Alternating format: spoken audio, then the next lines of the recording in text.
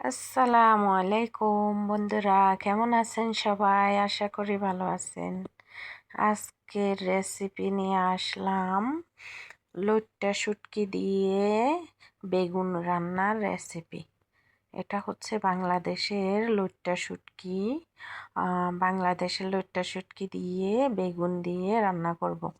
মানুষ রান্না করে সরু শুটকি দিয়ে, কি আর করার, আমার কাছে সরু শুটকি শেষ হয়ে গেছে, লইট্টা শুটকি অল্প ছিল। লইট্টা শুটকি দিয়ে বেগুন দিয়ে রান্না করি।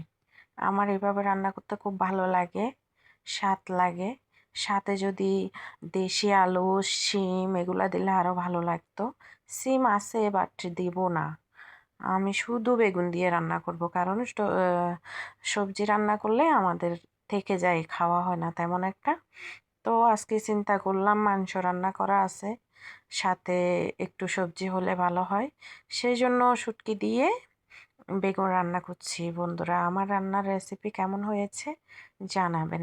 শুটকিগুলো অনেক স্বাদ, অনেক স্বাদ, অনেক স্বাদ, অনেক মজা, অনেক সুস্বাদু। আমি কিন্তু শুটকি লাভার, খুব বেশি শুটকি পছন্দ করি, অনেক বেশি পছন্দ করি। তো এটা বাংলাদেশ থেকে আমার আম্মু অনেকগুলো পাঠাইছিল আমার জন্য, ওগুলো শেষ হয়ে গেছে।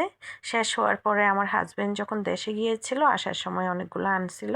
এগুলো খেতে খেতে এখন শেষ হয়ে গেছে, অল্প ছিল, এখন এগুলো রান্না করছি। তো আমার রান্না কেমন হয়েছে জানাবেন। শুটকি রান্নার রেসিপি শেয়ার করছি আপনাদের সাথে, কেমন হচ্ছে জানাবেন। তো বেশি বেশি ভিডিও লাইক কমেন্ট করবেন, শেয়ার করবেন, দেখবেন। তো কে কোথায় থেকে দেখছেন জানাবেন। আমার রান্না কেমন হচ্ছে সেটা জানাবেন, কমেন্ট করবেন। আপনারা উৎসাহ দিলে আমি বেশি বেশি ভিডিও বানাবো এবং কি ভিডিও নিয়ে আসব আপনাদের জন্য, আরও সুন্দর সুন্দর রেসিপি নিয়ে সামনে আসার চেষ্টা করব। তো সবাই আমাকে সাপোর্ট করবেন, কেমন হচ্ছে জানাবেন, বেশি বেশি দেখবেন। লইট্টা শুটকি দিয়ে বেগুনের রেসিপি, টমেটো আর বেগুন, ধনিয়া পাতা, এছাড়া তো আর কিচ্ছু না।